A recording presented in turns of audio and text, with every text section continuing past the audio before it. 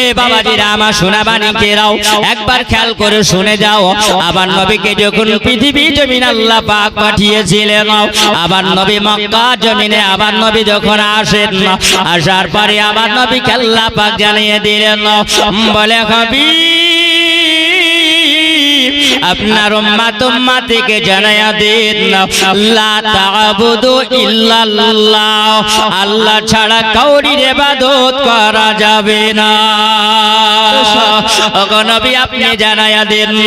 আবার নবী আল্লাহর হুকুমে আবার নবী যখন কালেমা প্রচার করেন, ওই সময় আমার নবীর 40 বছর বয়স থেকে নিয়েও আবার নবী কালেমা দাওয়াত দিয়েছিলেন। বাবা যখন কালেমা দাওয়াত দেয়, এ মক্কাবাসীরা আমার নবীকে কত অপমান করেছিল, আমার নবীকে কত তারা আঘাত করেছিল, আমার নবীকে তারা রক্ত ঝরিয়েছে শরীর দিয়েও। আমার নবীকে একদিনে কাবা ঘরের ওই জায়গায় যেন আমার নবীকে আঘাত করে শরীর দিয়ে রক্ত ঝরিয়েছে। আবার নবী কষ্ট পায় না, আবার নবী দুঃখ পায় না। আবার নবী বলেন না, হযরতে খাদিজাতুল কুবরা ইন্তেকাল করার পরে আবার নবীর মন ভালো নয়, এই জন্য আমার নবী মনটাকে একটু সান্ত্বনা দেওয়ার জন্য যিনি ওই সময় গিয়েছিলেন, যিনার কোলে তিনি মানুষ হয়েছিলেন, মা হালিমাতুস সাদিয়া, যে জায়গার নাম হলো তায়েব দেশ, জোরে বলেন তায়েব দেশে। আবার নবী বলেন একটু তায়েব দেশে যাব, আর তায়েব দেশের মানুষেরা যদি আমার কালমা পড়ে মুসলমান হয়, তবে আমি নবী একটু শান্তি পেয়ে যাব, আমার দুঃখ নিবারণটা আমি মিঠাইয়া নিব। এই জন্য আমার নবী তায়েব দেশে যখন রওনা হইরে বাবা, ওই সময় মক্কার মানুষেরা ওই তায়েব দেশে আগে যাবার পরে বলেছিল, এ তায়েববাসীরা তোমরা শুনে রেখে দাও, তোমাদেরকে আগে আমরা একটা সংবাদ জানাইয়া দিও। আমাদের মক্কা শহরে একজনের নাম হলো মুহাম্মদ, যার মায়ের নাম হলো আমিনা, বাপের নাম হলো আব্দুল্লাহ। ইনাকি নবী দাবি করেছে, একটা নতুন ধর্ম চালু করেছে, আর এই ধর্মের কালেমা পড়া লা ইলাহা ইল্লাল্লাহ মুহাম্মাদুর রাসূলুল্লাহ। এই একজন পাগল, মক্কা শহরের মানুষেরা বলছে একটা পাগল, মুহাম্মাদের ব্রেন খারাপ হয়ে গেছে, মেন্টাল হয়ে গেছে। ওই পাগল যদি তোমাদের দেশে আসে, তাহলে ওই পাগলকে তোমরা আশ্রয় দিও না। যদি তোমরা আশ্রয় দাও, তাহলে তোমাদের বাপ দাদার ধর্মের মধ্যে বিশৃঙ্খলা ছড়িয়ে দেবে, ওকে তোমরা মারধর করে তাড়িয়ে দেবে। আগে খবর যখন পৌঁছে যায়, আবার নবী তায়েব দেশে যখন গিয়েছিলেন বাবা কালেমা দাওয়াত দেওয়ার জন্য, ওই সময় তায়েববাসীরা ছোট ছোট বাচ্চা ছেলেদেরকে তারা লেলিয়ে দিয়েছিল, বলে দেখো পাগল এসেছে, যার নাম আমরা শুনেছি মুহাম্মদ, ওই মুহাম্মদকে তোমরা মারো। বাবা ছোট বাচ্চা ছেলেরা যদি কাউকে পাগল পায়, পাগল দেখলে তারা মজা পায়। ওই সময় তায়েবের ছোট ছোট বাচ্চারাও আমার নবীকে পাথরের আঘাত করে, এত আঘাত করে আমার নবী শরীর দিয়ে রক্ত ঝরিয়ে দিয়েছে, এত রক্ত ঝরেছে শরীর দিয়ে। আবার নবী জুতা মোবারক খায়, রক্ত যখন পৌঁছে গেছে বাবা, আর ওই রক্তটা পৌঁছে গিয়াও জুতা যেন পায়ের সঙ্গে আঠার মতো লেগে গেছে। রেল লাইনের ধারে দেখা যায় ছোট ছোট পাথর দেখতে পাওয়া যায়, শক্ত পাথর। ওই শক্ত পাথর উঠায়া আমার নবীর শরীরে যে বাবা আঘাত করাও, আমার নবী যেন বেহুশ হয়ে পাহাড়ের পড়ে গেছে। আমার নবীর হুঁশ নাই, হুঁশ হারিয়ে গেছে। আমার নবী যেন কাতর হয়ে শুয়ে আছে। ওই সময় আল্লাহ পাক আল্লাহ তাআলা জানাই, ওরে আমার মালাইকা ফেরেশতারা তোমরা যাও দেখো আমার নবীকে এত মার মেরেছে, আমার নবী শরীর দিয়া তো রক্ত ঝরেছে, দেখো আমার নবী তবু আল্লাহকে ভোলে না। মালাইকা ফেরেশতারাও তোমরা চলে যাও, আমার নবীর মাথায় একটু পানি দিয়ে আমার নবীকে একটু ঠান্ডা করে দাও। তোমরা যাও, আল্লাহ পাকের ফেরেশতারা আমার নবীর মাথা মোবারকার সম্মুখে আসার পরে আমার নবীকে বলে আসসালাতু ওয়াসসালামু আলাইকা ইয়া রাসূলুল্লাহ, আসসালাতু ওয়াসসালামু আলাইকা হাবিবাল্লাহ। ওগো দয়ার নবী, আপনার খিদমতে এসে হাজির হয়েছে, আপনি বলুন আপনি কি সাহায্য চান, তাহলে আপনাকে আমরা সাহায্য করব। আমার নবী বলেন ও মালায়েকা ফেরেশতারা আমার সাহায্য লাগবে না। ওই সময় ফেরেশতারা আমার নবীর মাথা মোবারক আসার পরে তারা পানি ঢেলে ঢেলে আবার নবীকে সুস্থ করেছিলেন। ফেরেশতারা বলেন ইয়া রাসূলুল্লাহ হাবিবাল্লাহ, নবী গো আপনার কষ্ট আমরা সহ্য করতে পারি না। ওগো নবী, আপনি যে এত মায়ার নবী গো, আপনি কাউরির জন্য বদদোয়া করেন না। আবার নবীকে বলে ইয়া রাসূলুল্লাহ, নবী গো আপনি যদি এখন বলেন তাহলে এই পাহাড় কি আমরা তুলে নিয়ে গিয়া তায়েফবাসীর উপরে আমরা চাপায়া দিব, আমরা তায়েফবাসীকে রাখবো না, তুলার মতন পিষে দেব। নবী আপনি একবার হুকুম করে নাও। আবার নবী বলছেন ও মালায়েকা ফেরেশতারা, আল্লাহ পাক আমার নামের পাশে আল্লাহ একটা সার্টিফিকেট দিয়েছেন, জোরে বলো সুবহানাল্লাহ সুবহানাল্লাহ। আবার নবী বলেন আমাকে যে সার্টিফিকেটটা দেওয়া হয়েছে আল্লাহ পাকের কোরআন ওঠান, আল্লাহ পাকের কোরআন বলতে আছেন ওয়া মা আরসালনাকা ইল্লা রাহমাতাল লিল আলামিন, জোরে বলুন। আবার নবী বলেন ওরে মালায়েকা ফেরেশতারা এই মুহাম্মাদের পাশে আল্লাহ পাক এমন একটা সার্টিফিকেট দিয়েছেন, আল্লাহ আমাকে রহমত করে পাঠিয়েছে। ওরে মালায়েকা ফেরেশতারা তোমাদের সাহায্য লাগবে না, তোমরা আপন আপন কাজে তোমরা চলে যাও, আপন আপন কাজে তোমরা ব্যস্ত হয়ে যাও। ফেরেশতারা বলে ওগো রহমাতাল লিল আলামিন, আমরা আদম থেকে নিয়া ঈসা নবী পর্যন্ত আমরা দেখেছি, কিন্তু আপনার মতন নবী দেখিনি। ইয়া রাসূলুল্লাহ আপনি দিয়া তো মায়ার নবী গো। আবার নবী বলছে মালায়েকা ফেরেশতারা তোমরা যদি আজকে তায়েফবাসীর উপরে তোমরা পাথর চাপিয়ে দাও, তায়েফবাসীরা মারা যাবে, আমি নবী এতে খুশি হব না। এই জন্য আমি নবী খুশি নয়। যারা আমাকে পাগল বলেছে, যারা আমাকে আজকে পাগল বলে পাথর যারা মেরেছে, তারা আমাকে তো চিনতে পারে না। বলো তারা ভুল করেছে, আমি নবী এই জন্য তোমাদেরকে পাথর চড়তে মানা করলাম। এই জন্য ছোট ছোট বাচ্চারা যারা আছে ভবিষ্যতে যদি তারা কলমা পড়ে আমার উম্মতি বেড়ে যাবে। এর নাম হলো রাহমাতাল লিল আলামিন। আবার নবী যখন বাবা পাথরের আঘাত খেয়ে নবী আমার আপন বাড়ির দিকে যখন পদার্পণ করে, মক্কা শহরে যখন আসে, মক্কার মানুষেরা বলে ওগো মুহাম্মদ তুমি কোন জায়গা গিয়ে তুমি শান্তি পাবে না, তোমার ধর্ম কোথাও প্রচার হবে না। আমার আল্লাহ পাক বলেন হাবিব আজকে মক্কার মানুষরা তোমাকে নিয়ে কত মজা করে, আজকে বলো তুমি এক নয় তুই নয়। আজকে দেখা গেল আমার নবী যেন ৪৭টা বছর আবার নবী ওই মক্কা নগরে আছে, জোরে বলে সুবহানাল্লাহ।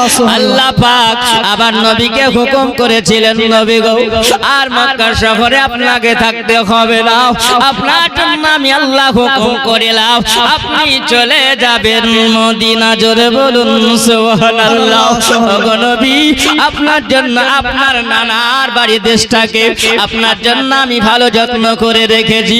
আপনি ওখানে যাবেন, আপনি শান্তিতে থাকবেন, আপনি ভালো থাকবেন, পরকালীন জীবন আপনার ভালো হয়ে যাবে।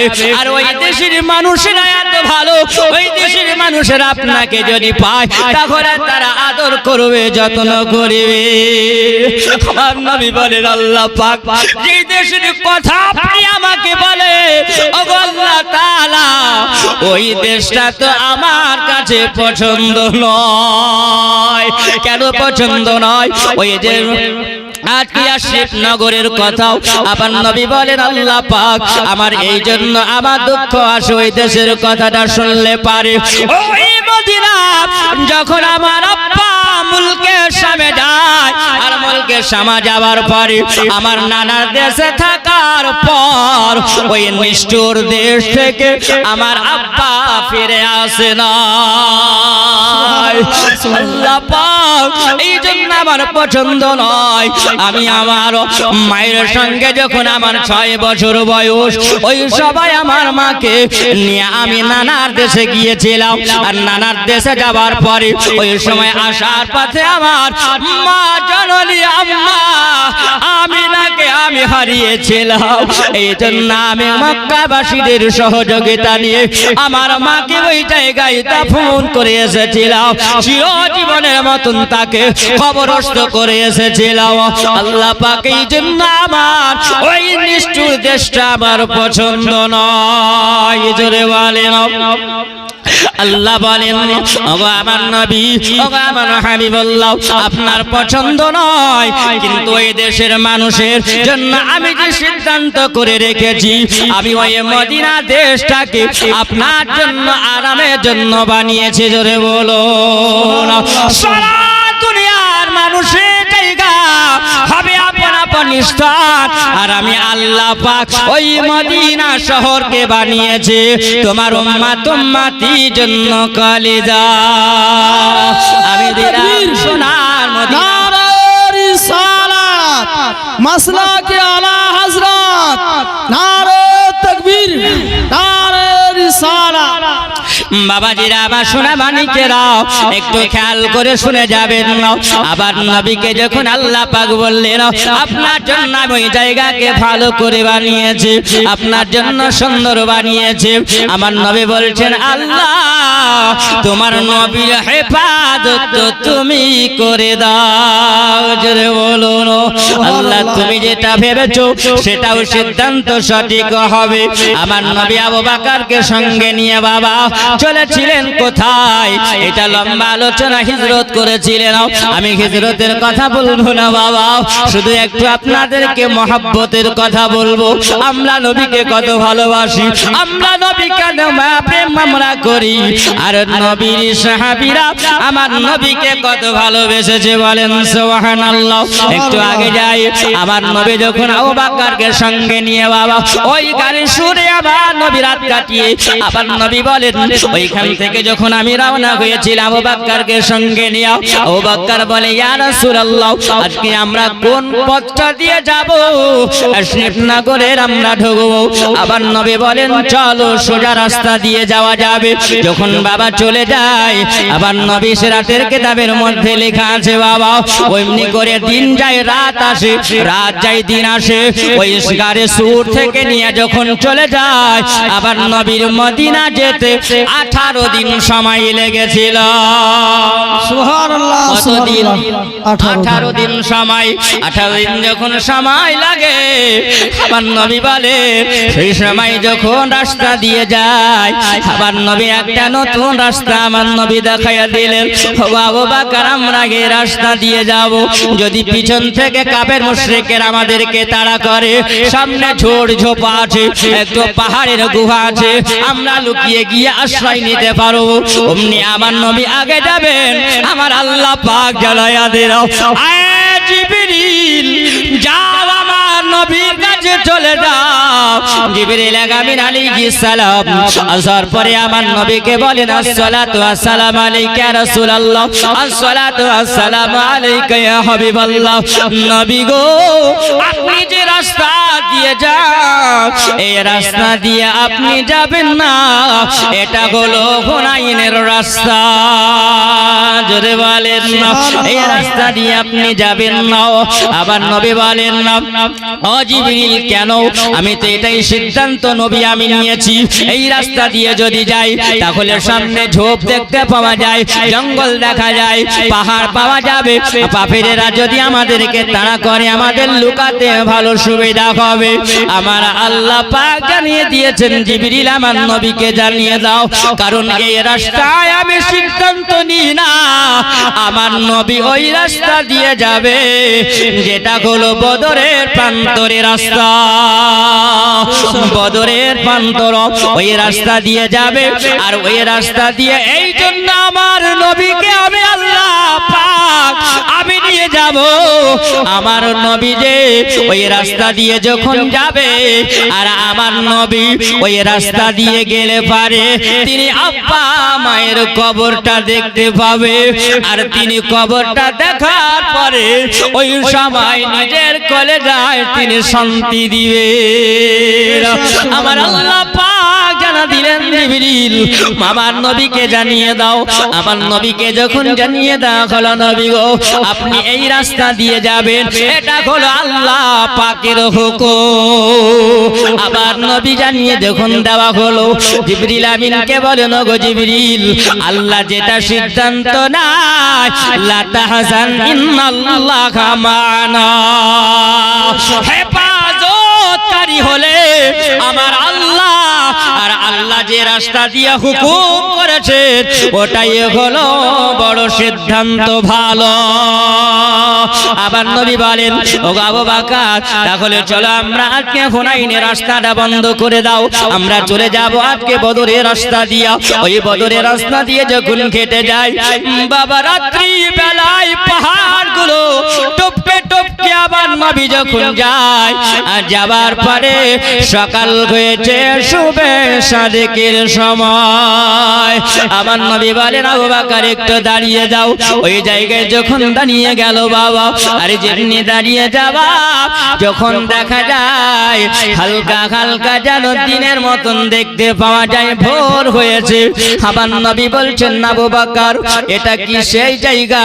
তুমি বলো ওই জায়গা যেটা হলো আবওয়া নামক জায়গা। আবু বকর মাঝে মাঝে মক্কা থেকে ব্যবসা যখন করতে যেতেন বাবা, ওই রাস্তা দিয়ে তিনি যেতেন, ওনার একটু ভালো চিনা জানা রাস্তা ছিল। উনি বলেন, হ্যাঁ ইয়া রাসূলুল্লাহ নবী গো, ওইটা হলো ওই রাস্তা আবওয়া নামক জায়গা। এই জায়গায় বাবলা গাছ আছে, মাঝে মাঝে খেজুর গাছও আছে, মরুভূমি প্রান্তরটা দেখতে পাওয়া যায়। আমার নবী যেমন চতুর্দিকে ঘুরতে ঘুরতে বাবা, আমার নবী দেখতে পায় যেন ওই জায়গায় একটা বালির ঢিবি দেখতে পাওয়া যায়। উঁচু নগরের বালুর ঢিবিটা যখন দেখে আমার নবী যেন অজন্য কাঁদতে আরম্ভ করেছে। আমার নবীর চোখ দিয়ে পানি ঝরে যায়, আমার নবী যেন কাঁদতে আছেন না। আবার নবী বলেন, আবু বকর বলো এটা কি সেই ঢিবি, বালির ঢিবি দেখতে পাওয়া যায় যেই বালির ঢিবিতে আমি নবী আমার আম্মা আমিনা মা জননীর কোলে এসে আমি এই ঢিবির বালিতে বসেছিলাম। ওটা কি সেই ওই ঢিবিটা দেখতে পাওয়া যায়। আমার নবী যেন গুটি গুটি পায়ে যাওয়ার পরে দেখলেন যে নবী আমার 6 বছর বয়সে আপন আম্মাকে যখন হারিয়েছিলেন বাবা, নিজে হাতে কবর দিয়েছিলেন। আবার নবী যেন ওই জায়গায় দেখলেন আব্বা মায়ের পাশাপাশি কবর দেখতে পাওয়া গেল। আমার নবী জানো দাঁড়িয়ে দাঁড়িয়ে আম্মা মায়ের কবরটাকে জিয়ারত করে হাত তুলে জানো চোখের পানি ঝরিয়ে কাঁদছে। বাবারে ওই সময় মদিনা শহরে এলান হয়ে গেছে আমাদের মুহাম্মদুর রাসূলুল্লাহ যিনি হলেন মদিনার চাঁদ, আমার রাহমাতাল লিল আলামিন। মক্কা থেকে তিনি মদিনা হিজরত করছেন, বলুন সুবহানাল্লাহ। মুসলমান ওই সময় বাবা ওই মদিনা ছোট বাচ্চা ছেলেরা একটা নয় দুইটা নয় নবীকে দেখার আনন্দতে ৪,৫০০ বাচ্চারা আবার নবীর মহাব্বতে তারা নবীর দিকে আগিয়েছেন, জোরে বলো।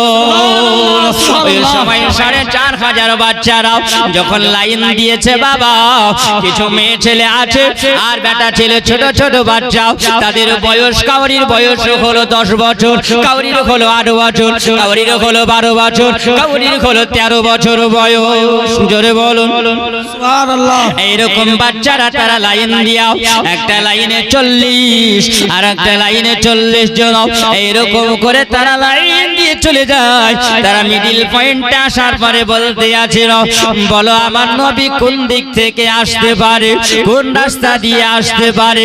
কেউ বলছেন হুনাইনের রাস্তা দিয়ে আসবে, কেউ বলছেন না দামেস্কের রাস্তা দিয়ে আসবে, কেউ বলছে না চলো আমার নবী যদি আসে গো ওই ৪,৫০০ বাচ্চার মধ্যে একজন ব্যক্তি ছিল বাবা। ওই সময় বলতে আছেন, তিনি বলেন আমি ওই সময় বলেছিলাম আমার আব্বুর কাছ থেকে আমি শুনেছিলাম যিনি রহমাতাল লিল আলামিন মদিনাত মক্কা থেকে যখন মদিনা আসবেন তিনি ওই রাস্তা দিয়ে আসবেন। ওই রাস্তাটা হলো বদরের রাস্তা। এই বদরের রাস্তার সামনে গেলে পরে তার মায়ের কবর দেখতে পাওয়া যাবে, আব্বার কবর দেখতে পাওয়া যাবে। ওই সময় তিনি আব্বা মায়ের কবরের পাশে পাশে দাঁড়িয়ে দাঁড়িয়ে যখন তিনি হাত তুলে কান্না তিনি করবেন, আর এই কান্নার আওয়াজ তোমরা শুনতে পাবে। তিনি করলেন কি বাবা, ওই সময় যখন চলে গেলেন যাওয়ার পরে দেখা গেল ওই জায়গায় যেন ওই বাচ্চারা আসার পরে আমার নবীকে দেখতে পাই। আমার নবী যেন দাঁড়িয়ে দাঁড়িয়ে আব্বা মায়ের কবরের সামনে তিনি চোখের পানি ঝরিয়ে ঝরিয়ে তিনি কান্না করে। বাচ্চারা যেন কিছু দূর থেকে বলেন, ওরে মদিনার বাচ্চারা তোমরা বলো কিছুকে তোমরা কান্নার আওয়াজ শুনতে পাওয়া যায়, তোমরা কি শুনতে পাও বলো। তারা বলছেন হ্যাঁ আমরা শুনতে পাই, যেন কে কান্নার আওয়াজ পাওয়া গেছিল। তাড়াতাড়ি জলদি করে চলো, আমার রহমাতাল লিল আলামিন চলে এসেছে, জোরে বলো। আবার নবীর কাছে জানো ওই বাচ্চারা এসে হাজির হয়ে গিয়া আবার নবীর নামে স্লোগান দেয়, আসসালাতু ওয়াসসালামু আলাইকা ইয়া রাসূলুল্লাহ, আসসালাতু ওয়াসসালামু আলাইকা ইয়া হাবিবাল্লাহ। ওই ছোট বাচ্চা ছেলে দেখে আবার নবী জানো ওই কান্না বন্ধ করেছে। আবার নবী কেঁদে যায়, আবার নবী বলেন ওগো আল্লাহ পাক আল্লাহ তাআলা। আবার নবী মায়ের কাছে দোয়া করলেন, আব্বার কাছে দোয়া করলেন। আবার নবী বলছেন বলে মা আমিনা ও আব্বা আব্দুল্লাহ আপনার বেটার দিকে আপনি তাকিয়ে দেখুন, মক্কার মানুষেরা তারা চিনতে পারলো না, আমাকে তারা পায়েবাসীরা চিনতে পারলো না, আমাকে তারা আঘাত করলো, আমাকে তারা মেরেছে, আজকে আমার শরীরটা রক্ত ঝরিয়েছে, এমন পাথর মার মেরেছে, তারা বসন্তের দাগ করে দিয়েছে। আবার নবীর শরীরে বাবা গর্ত গর্ত দাগ ছিল। একদিন হযরত আয়েশা সিদ্দিকা রাদিয়াল্লাহু তাআলা আনহা আবার নবীর সম্মুখে এসে দাঁড়িয়েছিল। আমার নবী বলছেন বিবি আয়েশা আমার শরীরটা যেন একটু অসুস্থ ভাব, আমার শরীরটা যেন জ্বর ভাব, আমাকে একটু রোদে তুমি তেল মাখিয়ে আমাকে দাও, আমার শরীরে একটু তেল মালিশ করে দাও। হযরত আয়েশা সিদ্দিকা আমার নবী মুস্তাফা জব্বা বাবার একটা ওঠায়া যখন বাবা তেল লাগিয়ে দেয়, আবার নবী জানো ওই সময় বসে আছেন। হযরত আয়েশা সিদ্দিকা বলেন ইয়া রাসূলুল্লাহ ইয়া হাবিবাল্লাহ নবী আমার দেখে যেন আমি সহ্য করতে পারি না। আপনি বলুন নবী গো, আপনাকে কি ছোটবেলায় বসন্ত হয়েছিল নবী? বসন্ত হয় না মানুষ? ওই বসন্ত যদি হয়, ওই বসন্ত দাগ গায়ে থেকে যায়। হযরত আয়েশা বলেন ইয়া রাসূলুল্লাহ, আপনাকে কি বসন্ত হয়েছিল নবী গো? আবার নবী বলছেন আয়েশা কেন এরকম কথা জিজ্ঞাসা করো? বলে ইয়া রাসূলুল্লাহ নবী গো, আপনার পিঠ মোবারকায় জীবনে দেখি না। আজকে আপনি তেল মালিশ করার জন্য যখন বলেন, ওই সময় নবী গো আমি দেখলাম আপনার পিঠটা যেন গর্ত গর্ত হয়ে আছে। আবার নবী বলেন আয়েশা ওইটা কোন বসন্তর দাগ নয়, এইটা হলো ওই দাগ যেদিন কালেমা দেওয়ার জন্য তায়েফবাসীর কাছে গেছিলাম, আমি তাদের মুক্তির শান্তি দেওয়ার জন্য গিয়েছিলাম। ওই সময় তারা আমাকে পাথর মেরে আমার শরীরটাকে তারা ক্ষত বিক্ষত করে, এই সময় আমার শরীরটা গর্ত হয়ে গেছে। বাবাজিরা, আমার সোনা মালিকেরা, আমার ওই সময় নবী বলেন মা গো, আজকে আর এই মুহাম্মদ তোমার বেটার দুঃখ নিবারণটা মিটানোর জন্য কেউ নাই। আজকে গায়ে হাত বুলাবার মতন কেউ নাই গো মা। একজন আমার সঙ্গে সাথী ছিল, যিনি হলেন খাদিজাতুল কুবরা। রাতের অন্ধকারে রাত্রিবেলায় আসলে পারে আমাকে তার সিনার মধ্যে ঢুকিয়ে নিয়েছে, আমাকে তার দুঃখ নিবারণ আমাকে মিটিয়েছিল। কত আদর যত্ন করেছেন আমার সঙ্গে সাথী খাদিজা, দুনিয়াতে নাই, তিনিও চিরজীবনের মতন কবরস্থ হয়ে গেছে। আবার নবী যখন হাত খানা নামিয়ে নিয়েছিল, ওই সময় যেন ওই মদিনা ছোট ছোট বাচ্চারা আবার নবীর দিকে তাকিয়ে আছে। আবার নবী জানো ছোট বাচ্চাদেরকে দেখে তাকিয়ে যারা, আমার নবী বলছেন কি ব্যাপার, তোমরা কেন এসেছো বলো? তিনি বলছেন ওগো রাহমাতাল লিল আলামিন, আপনাকে আমার গ্রামে নিয়ে যাওয়ার জন্য এসেছে। আমার নবী বলেন তোমরা কি তায়েফবাসীর মতন ওই রকম আমাকে তোমরা আঘাত করবে না, আমাকে কে তোমরা পাথর মারবে না, আমাকে কে তোমরা ওই রকম ভাবে অপমান তোমরা করবে না। তিনি বলেন ইয়া রাসূলুল্লাহ, ইয়া হাবিবাল্লাহ নবী গো, আমরা জানি আপনি হলেন রাহমাতাল লিল আলামিন। আপনি যদি আমাদের গ্রামে যদি যান, আমাদের কলেজা ঠান্ডা হয়ে যাবে, আমাদের কলেজা শীতল হয়ে যাবে। ওগো নবী, আপনাকে পাওয়ার পরে আমরা ধন্য হয়ে যাব। আবার নবী বলেন তাহলে চলো আমি তোমাদের সঙ্গে সঙ্গী হয়ে যাব। ওই সময় আমার নবী যখন যান, যাওয়ার আগে যেন ওই সময় একটা 13 বছরের সন্তান, 13 বছরের ছেলে, যার নাম হলো আবু হুযায়ফা রাদিয়াল্লাহু তাআলা আনহু, তিনি ওই সময় যেন দাঁড়িয়ে বলেন ইয়া রাসূলুল্লাহ নবী গো, আপনার সঙ্গে একটু ওয়াদা করব। ওগো নবী, আপনাকে ওয়াদা করতে হবে, কিছু কথা বলবো। নবী বলছেন তুমি এত ছোট বাচ্চা ছেলে, বলো কি আমাকে তুমি বলবে? মাত্র তোমার বয়স হলো 13 বছর বয়স। তিনি বলেন ইয়া রাসূলুল্লাহ, আপনি কথা দেন, আমাদের দেখা গেল এই মদিনার পাশাপাশি বর্ডারে আপনার আব্বার আর মায়ের কবর আছে, আমরা এতে ধন্য হয়েছে। যে আমিনা এই জায়গাতে শুয়ে আছেন, যে আব্দুল্লাহ আপনার আব্বা জান শুয়ে আছেন, না আপনি আমাদেরকে কোনোদিন ছেড়ে অন্য দেশে যাবেন না। জোরে বলেন। ছোট বাচ্চা ছেলে বলছে না।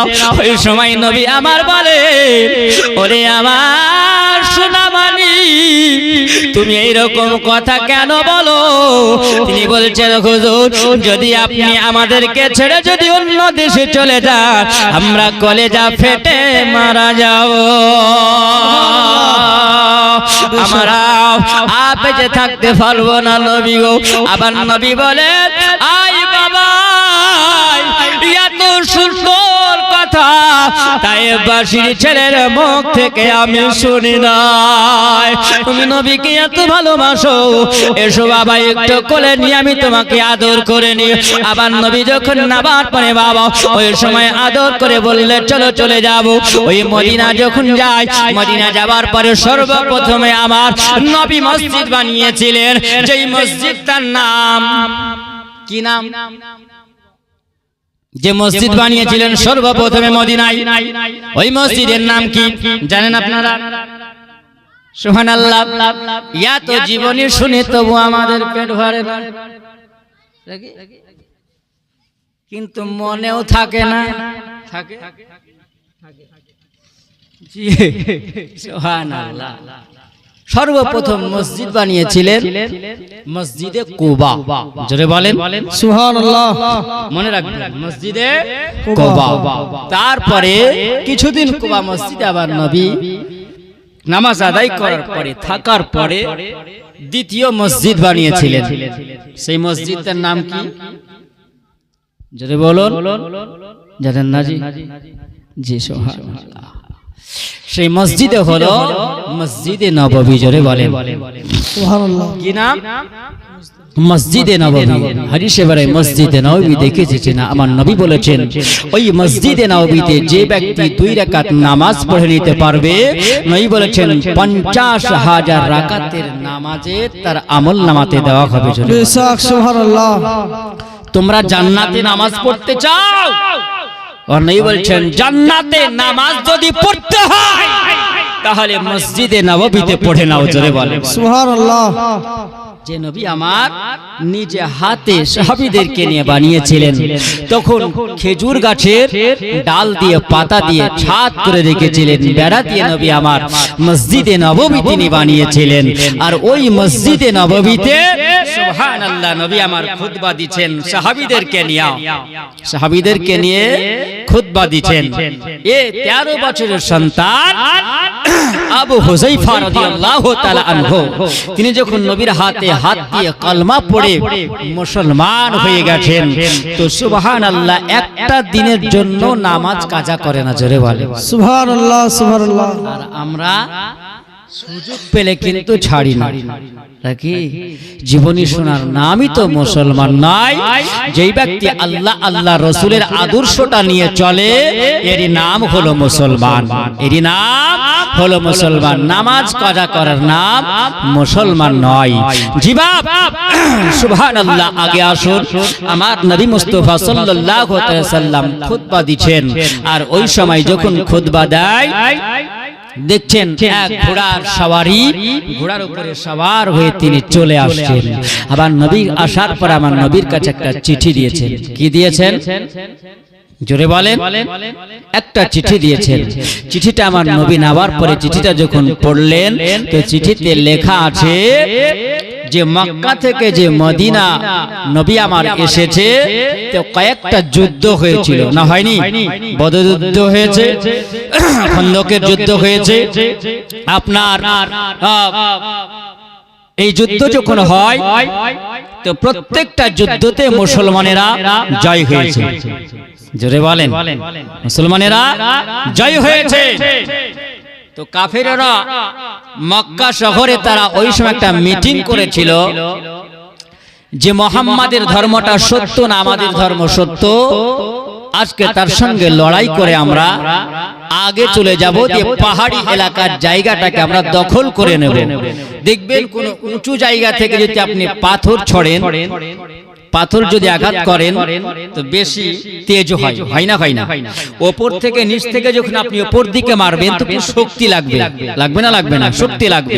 কাফের মুশরিকরা যুক্তি করে বলেছিল মুহাম্মাদের সঙ্গে আমরা একটা লড়াই করব, যুদ্ধ করব।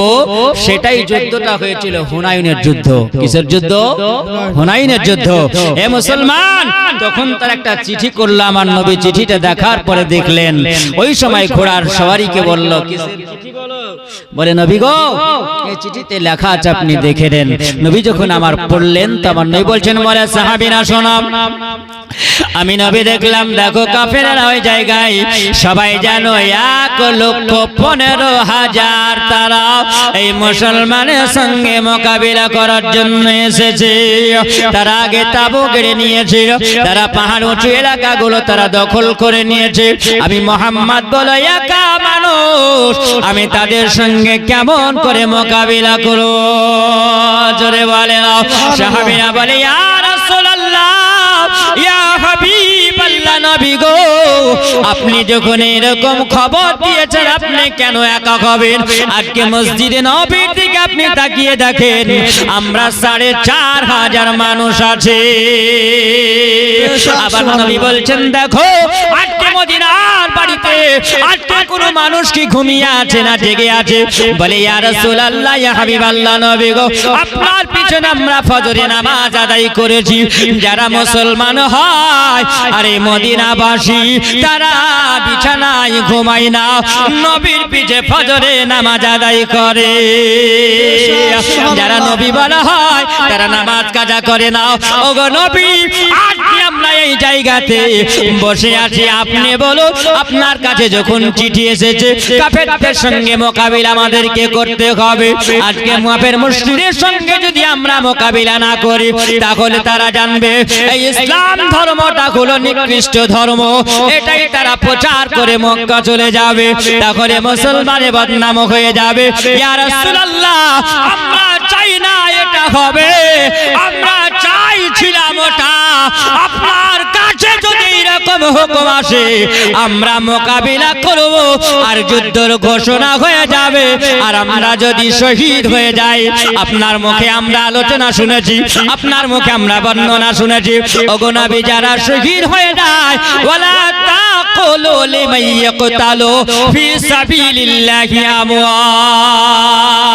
আল্লাহ সুবহানাল্লাহ। নবী গো যারা আল্লাহর রাস্তায় শহীদ যারা হয়ে যায় আল্লাহ পাক তাদেরকে এত বড় ইনাম দেয়, তাদের কবরে কোনো হিসাব হবে না, তারা বিনা হিসাবে জান্নাতে যাবে। ওগো নবী আজকে আমরা 4,500 মদিনার মানুষ আপনার পিছনে আছি। নবী গো আমরা প্রস্তুতি আমরা নিয়ে নিলাম, আপনি যদি হুকুম দেন তাহলে আমরা আজকে ওই ময়দানে লড়াই করে আমরা যদি প্রাণ বাঁচিয়ে রাখবো না আমরা ইসলামের জন্য জান দিতে রাজি আছি। জোরে বলুন সুবহানাল্লাহ। জান দিতে আমরা রাজি আছি। আবার নবীকে বলেন ইয়া রাসূলুল্লাহ যত যুদ্ধ হয়েছে সব যুদ্ধে আপনি নেতৃত্ব কাকে বানিয়েছেন? যাকে বানিয়েছেন তাকে আমরা মেনে নিয়েছি। ওগো নবী আজকে আপনি আমাদের মধ্যে নেতা বানিয়ে দেন, আমরা 1,15,000 কাফেরদের সঙ্গে বাতিলদের সঙ্গে আমরা 4,500 মদিনার মানুষেরা লড়াই করব। সুবহানাল্লাহ। বেশক আপনার মতন যদি হয় বলে কোটি 1,15,000 25,000 আর আমরা 4,500 একই মোকাবিলা করতে পারা যায়? মোকাবিলা করতে পারা যাবে না।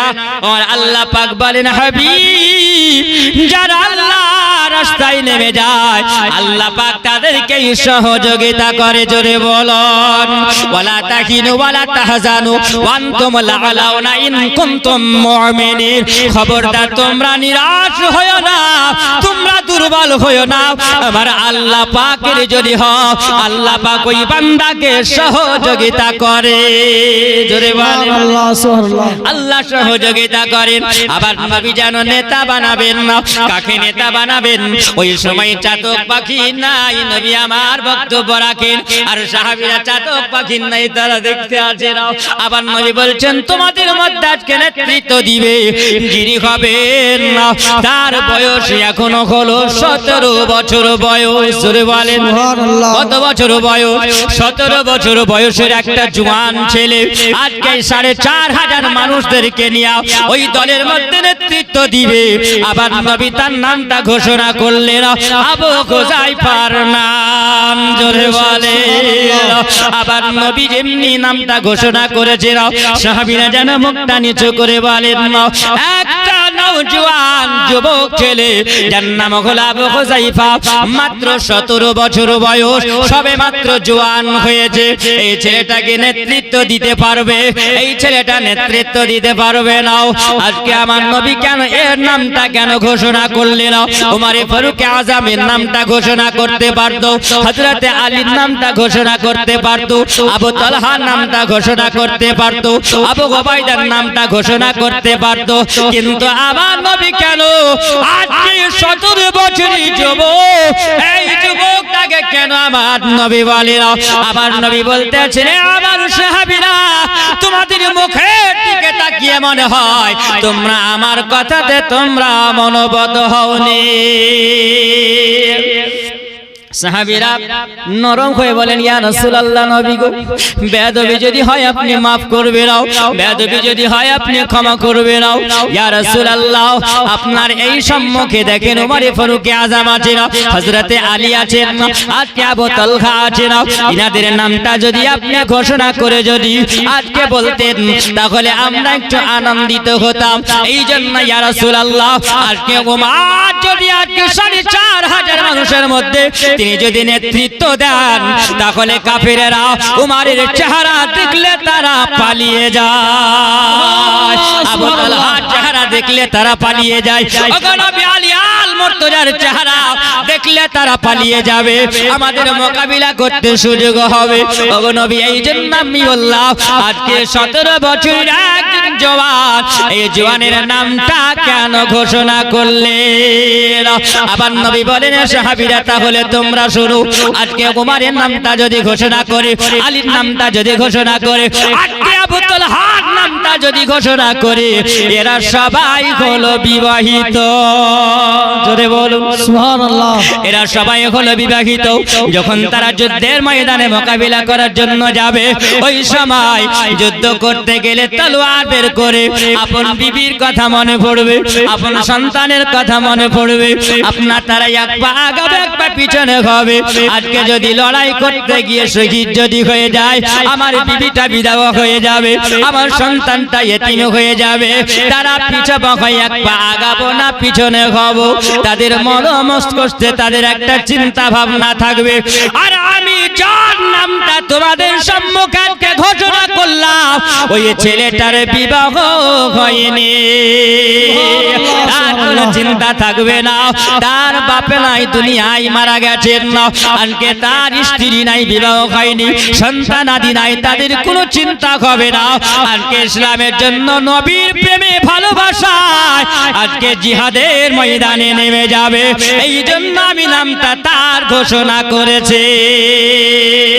সাহাবীরা বলে ইয়া রাসূলুল্লাহ, হাবিবাল্লাহ, নবী গো, আপনি যেটা সিদ্ধান্ত নিয়েছেন এই সিদ্ধান্তটাই হলো চূড়ান্ত সিদ্ধান্ত। আবার নবী বলেন হে আবু হুযায়ফা, বলো তুমি একটু মাথা উঁচু করে দাঁড়াও। বাবা যেমনি বলা ওই সময় দেখা গেল যেন আবু হুযায়ফাকে খুঁজে পাওয়া যায় না। আমার নবী বলছেন এ সাহাবীরা বলো আবু হুযায়ফাকে এর মধ্যে নাই, আমি আবু হুযায়ফার নামটা তো ঘোষণা করলাম। সাহাবীরা বলছে ইয়া রাসূলুল্লাহ, নবী গো, আবু হুযায়ফাকে গো দেখতে পাওয়া যায় না। আবার নবী বলছেন আবু হুযায়ফা তুমি দাঁড়িয়ে যাও। মনে হয় জওয়ান ছেলে 17 বছর বয়স, একটু লজ্জা হইতে পেয়েছে, আমার চাইতে বড় বড় বীর যোদ্ধা আছে, তাদের নামটা ঘোষণা হলো না, আমার নবী আমার নামটা ঘোষণা করলেন, আমার বয়স তো হলো মাত্র 17 বছর বয়স। সুবহানাল্লাহ। বেশক আমার নবীকে বলে ইয়া রাসূলুল্লাহ, নবী গো, আবু হুযায়ফাকে তো পাওয়া যায় না, আবু হুযায়ফা তো নাই। ওই সময় বাবা সবাই দেখলো কিন্তু অনুপস্থিতি আছেন, উপস্থিত নাই। আমার নবী বলছেন খবর লাগাও। একজন সাহাবী দাঁড়িয়ে বলে ইয়া রাসূলুল্লাহ, নবী গো, আজকে মনে হয় আপনার পিছনে আসরের নামাজ তিনি পড়ে নাই, আমি দেখলাম। আমার নাম হলো আবু উবাইদা।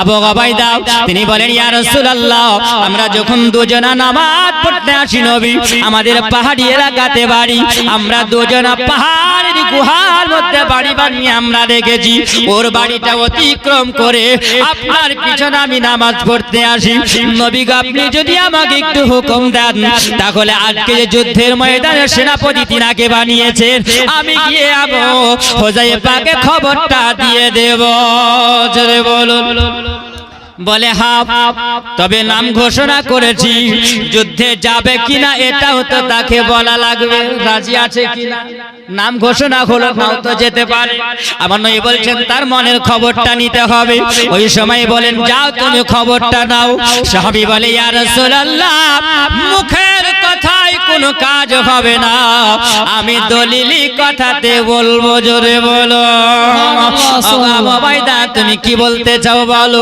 বলে ইয়া রাসূলুল্লাহ নবী গো আপনি যদি একটা কাগজে যদি লিখে দেন আর আপনার হাতে যে আংটিটা আছে আর এই আংটিতে লেখা আছে মুহাম্মাদুর রাসূলুল্লাহ ওগো নবী এই চিঠিটা যদি আপনি লিখে দেন আর লিখে দেওয়ার পরে আমি যদি পৌঁছে দিই তাহলে এটা দলিলি কথা হবে ওই সময় আবার নবী জানো হযরত আলীকে বললেন আলী একটু লেখো আর লেখার হুকুম হয়ে গেল আমার নবী আংটিতে একটু কালি লাগিয়ে আমার নবী স্টাম্প মেরে দিলেন জোরে বলো স্টাম্পটাই হলো দলিল কারণ জাল চলবে না আবু উবাইদা তিনি চিঠিখানা নিয়ে দ্রুত বেগে চড়তে আরম্ভ করলেন যেমনি বাবা দৌড়ে যাওয়া আর ওই সময় দৌড়ে যাওয়ার পরে দরওয়াজায় আওয়াজ দেয় কে আছে দরওয়াজা খোলো আমি একজন নবীর সাহাবী এসেছি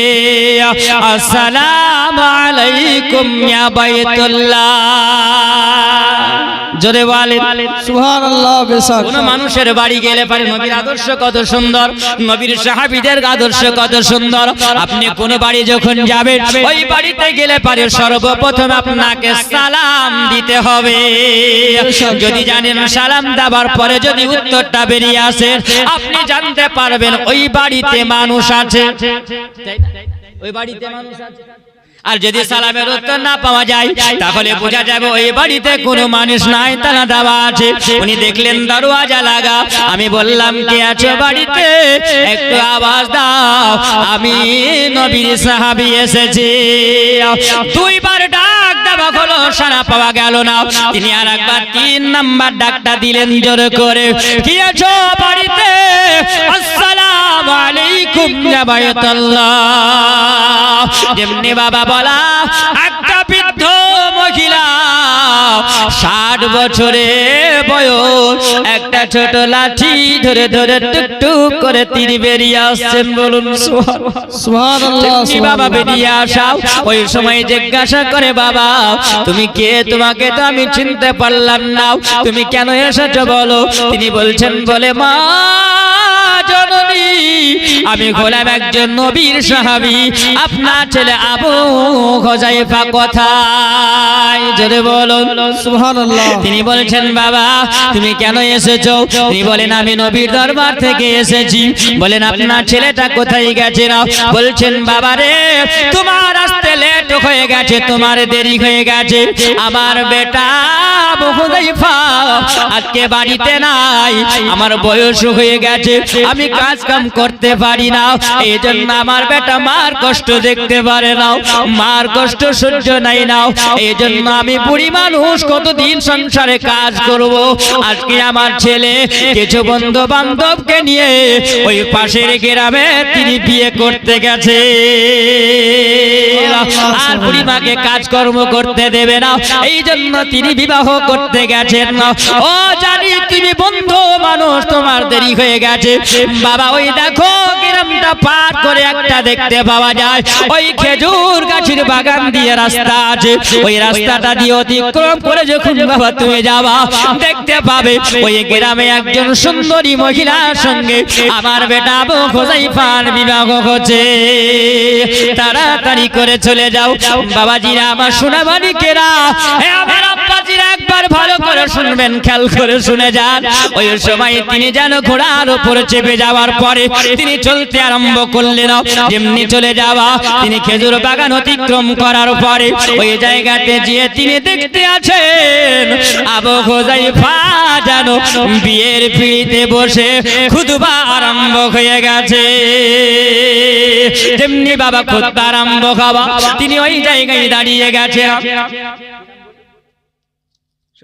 একটা কচি বাচ্চা 200 টাকা দিয়েছে যে আশাতে জিনাতে করে গেছেন গান আল্লাহ তুমি কবুল করো পাক রহমান জোরে বলুন আল্লাহুম্মা আমিন বাবা ওই সময় জানো ওই সময় তিনি দেখতে আছেন না খুতবা আরম্ভ হয়েছে আর তিনি ওই জায়গায় থমকে তিনি দাঁড়িয়ে গেছেন কারণ এত সুন্দর সময় এটা তো হলো একটা আনন্দের সময় এই কথা তো বলা যাবে না খুতবাটা হবে তারপরে কিছু বলা হবে বাবাও আবু হুযায়ফার খুতবা কমপ্লিট হয়েছে না এবার খুরমা বিতরণ হবে মিষ্টি বিতরণ হয় না মিষ্টি বিতরণ করা কি মিষ্টি বিতরণ করা হলো নবীর সুন্নাত খুরমা বিতরণ করা হলো নবীর সুন্নাত খুরমা বিতরণ হবে এ মুসলমান আজকে বিয়ে যদি হয় এ জওয়ান যুবকেরা তোমরা শুনে রাখো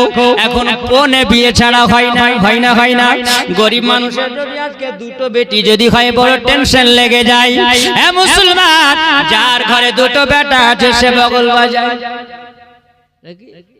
লিখেন পালসার আসবে 2 করে 4 লাখ তো আসবে হ্যাঁ আর মাস্টারি চাকরি যদি হয় তো হাওয়া তো উড়ে বেড়াবে নাকি বাস্তব কথা বললে কিন্তু একটু ঝাল লাগে একটু তিতও হয় না খবরদার সাবধান পৌনে যদি বিবাহ করো তুমি যতদিন ওই খাটে শুয়ে থাকবে হারাম শুয়ে থাকবে তুমি যতদিন ওই টাকা পয়সা নিয়ে ভোগ করবে তুমি হারাম ভোগ করবে যতদিন তুমি সংসার করবে তুমি হারাম সম্পর্কে নিয়ে থাকবে এ যুবক সাবধান করে যায় আজকে আমাদের যুবকের ঘরেরা যুবকরা যদি বিনা পণে বিয়ে করে মেয়ের বাপের কোনো টেনশন থাকবে না থাকবে আমার নাই বলেছেন বিয়াস লেনা দেনা হারাম হয় लेना देना হারাম খবরদার যদি হারামি কাজে আমরা লিপ্ত হয় ওই ঘরে কোনো সময় বরকত হবে না হবে হারাম জিনিস থাকলে বরকত হবে না বাবাজিরা আমার সোনা মানিকেরাও আজকে দেখবেন যখন আমরা বিয়ে বাড়ি হয় ওই বিয়ে বাড়িতে ধুমধাম লাগিয়ে দেয় না বিয়ে বাড়িতে যদি ডিজে বাজানো হয় গান বাজনা যদি হয় এটা শরীয়তে হলো হারাম মুসলমানের জন্য হারাম আমরা ভাবি সুন্দর করে প্যান্ডেল সাজিয়ে দাও এত সুন্দর করে জলসা প্যান্ডেল সাজানো হয়েছে কিন্তু মুসলমান গোবরা থেকে যদি আজকে বাড়ি থেকে একটা করে মানুষ আছে জায়গা দেওয়া যাবে না এত বড় জুম্মা মসজিদ জুম্মার দিনে ভর্তি হয় কিন্তু 5 ওয়াক্তে ভর্তি হয় না একজন নিয়ত করেছে বুঝলেন শয়তান ধরে নিয়ত করেছে যে আমি মৌলভী সাহেবকে দাওয়াত করেছি বাড়িতে খাওয়াবো যদি আমার ছেলে সন্তান হয় তাহলে বুঝলেন তো নিয়ত করেছে তো নিয়তটা উল্টা হয়ে গেছে বিটি হয়ে গেছে মুখটা টেড়া হবে না সোজা টেড়া হবে বিটি হলে খবর পাওয়া যায় না বেটা যদি হয় রে ওটা মাড়াকে মহিকে দিবে রসগোল্লা দিয়ে তাই না বলছে আমি উল্টা নিয়ত করব দেখি কি হয় কি নিয়ত করব বেটা যদি হয় তো শয়তানকে খাও আচ্ছা বলেন শয়তান পাওয়া যাবে শয়তান তো পাওয়া যাবে না আর আল্লাহ করেছে কর পরীক্ষা করে লাগা বেটাই দিয়েছে এবার আর বিবি বলছে হ্যাঁ গো তুমি যে নিয়ত করলে আচ্ছা মৌলবীকে করেছিল তো মৌলবীকে নিয়ে পাই এখন শয়তান তুমি কোথায় পাবা শয়তান তো পাওয়া যাবে না পাওয়া যাবে শয়তান পাওয়া যাবে তো চিন্তা ভাবনা করে বলছে যাই মৌলবীর কাছে যাই একজন যেতে যেতে রাস্তার সামনে উঠায় কথা ছাড় বলিও না নিয়ত এরকম হয়েছে শয়তান কোথায় পাবো চল যা বাবার দরবার তাহলে পাবা মেলাই শয়তান আছে আচ্ছা বাবার দরবারে শয়তান পাওয়া যাবে পীরের দরবারের কথা বলছে পীর সাহেবের কাছে যাওয়ার পর কি ব্যাপার তুই তো নতুন মানুষ কোনদিন আসিস না কি ব্যাপার কি হয়েছে বলছেন হুজুর একটা শয়তান দেন আচ্ছা বলেন তো রাগ ধরার কথা বলেন শয়তান দেন শয়তান পাবে 2-4 বাড়ি লাগায় পাগলাম করো তুমি জায়গা পাও না ভালো কথা জিজ্ঞাসা করো তাহলে হবে নামাজ কিভাবে পড়তে হবে কিভাবে চলাফেরা করব তাহলে তো বলা যাবে শয়তান কি পাওয়া যায় ওকে 2-4 বাড়ি যখন দেখো না পালিয়ে যায় রাস্তায় যে মৌলবী দেখা বলছে কি ব্যাপার, মনটা খুব খারাপ। বলছেন হুজুর এরকম ব্যাপার। যেখানে সেখানে শয়তান পাওয়া যায়, শয়তান যদি ধরতে হয় তো মসজিদে যাও, মসজিদে শয়তান পাবে। মসজিদে কোনো শয়তান থাকে? বলে হ্যাঁ আছে, চলে যাবা। শোনো, জুম্মার দিনে যাবা, আর একটা জুমা লাই, 3টা জুম্মা তোমাকে পরীক্ষা করতে হবে, তাহলে তুমি শয়তান পেয়ে যাবা। বলে কেমন করে? বলেন, চলে যাবা জুম্মার দিনে। যাওয়ার পরে সর্বপ্রথমে তুমি মসজিদে দেখবে যে লাইন ভর্তি হয়ে গেছে, মসজিদ লোড হয়ে গেছে, শেষ কাতারে দাঁড়াবে, দেখবে যে মানুষটা পিছে আসে আর আগে বেরিয়ে যায়, ওটাই হলো শয়তান। রেডি হয়ে আছে, ও দেখতে আছে যখন সব কাতার লোড হয়েছে, যেন টোপে টাপ্পা লাগিয়ে জুব্বা লাগিয়ে যেন একদম চলে আসছে মুরব্বি। দেখতে পাওয়া গেছে উনি দেখছেন ভালো করে নজর লাগিয়ে আমারই ছোট চাচা। কি বলছে আল্লাহ, কোন কাজ হইল? এটা তো প্রথম জুম্মা, জুমাটা তো পড়ি। পড়ার পরে বললেন ওই পিছন কাতারে এসে ছোট চাচা প্রথম ঢুকে শেষে এসেছে আর প্রথমে। নারে তাকবীর।